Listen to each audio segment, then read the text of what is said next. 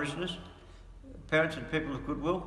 Good to be able to speak to you again today regarding the Gospel. Gospel, of course, is 30 Sunday year A, and what does it say? You must love the Lord your God with all your heart and with all your soul, with all your mind. And Jesus says the second commandment resembles this: you must love your neighbour as yourself. So I'll just talk about that second commandment about loving our neighbour as ourselves. People can generally have a go at the Catholic Church, some of them, a minority anyway, about having too many regulations. Sometimes we'd be better to place our shots at someone else more guilty, so to speak. For instance, among the Jewish circles, by rabbinical count, the number of the law consisted of some 613 commandments. The question to which commandment was the greatest was often discussed among the rabbis. And Jesus, as they try to corner him again, is asked, what's the greatest commandment? You're a smart Alex, so, come up with what is the greatest commandment. But he doesn't give them one, he gives them two. He says, you must love the Lord your God with all your heart. And the second resembles this: you must love your neighbour as yourself. Christians believe that although we are wounded by sin, we are created in the image and the likeness of God. I believe that. It's a very important truth. We're made in the image and likeness of God, and we've been redeemed by Christ. So we are fundamentally good and worthwhile, in essence.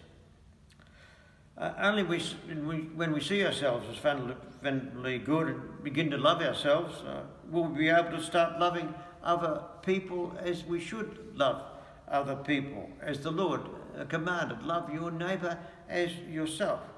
So those who are filled with self-loathing and self-hatred are not likely to be capable of loving other people, loving your neighbour as yourself. Well, they don't like themselves.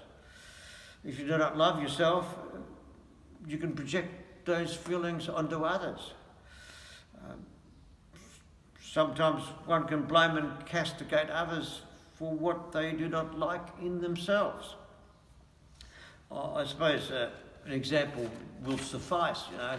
So there were people coming from the Frankston area to work at a new facility in Williamstown, and one landed from Frankston at the Steam Packet Hotel for a drink in the bar the day before starting his work assignment.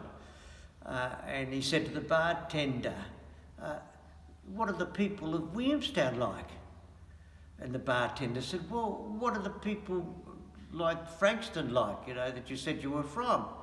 And the man said, well, they're a pack of liars and cheats, and they'd stab you in the back for anything, and there was no friendliness whatsoever I found in that neighbourhood. They were shockers. And the bartender says, well, that's how the people of Williamstown will be like. The next day, another man came into the bar at the Steam Pack, and he said he'd been shifted into Williamstown from Frankston for a work job, and he said to the bartender, what are the people of Williamstown like? And the bartender said, well, what are the people of Frankston like? Well, gee, they were lovely. I couldn't have wished for better neighbours. They were so generous and friendly. Gee, they were nice people. It's hard to leave an area like that.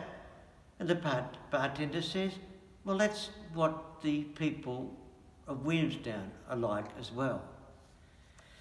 The main point of the story for me is that we see other people not as they are, but as often we are. If we see people in a bad light, it is a sign that we are ill at ease, often with ourselves. A person who is not at peace with himself or herself can spread a contagion or conflict with many others. Love your neighbour as yourself. Unless we love ourselves, we cannot love others properly. So we should begin hopefully, in loving ourselves. Over and out again from Father Greg online.